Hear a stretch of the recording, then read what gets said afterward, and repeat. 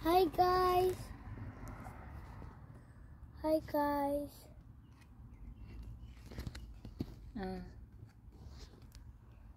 Sige. Hi. So today we're gonna show our garden. Yes. Eggplant. This Corn. bell pepper, yeah. Bell pepper. May mga flowers na. Dito, tika mo na. Corn.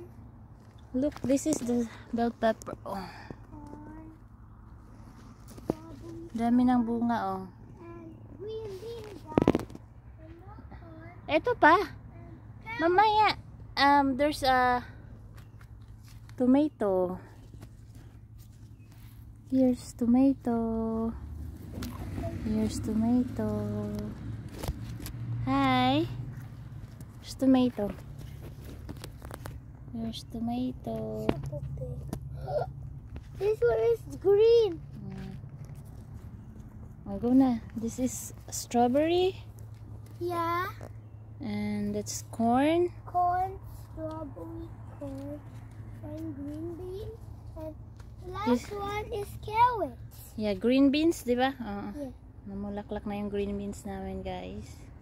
And we put sticks so that it can hold something. Yeah. Huwag mo ano yun. Tapos ito, eggplant. Eggplant. Tapos carrots is over there. Yeah.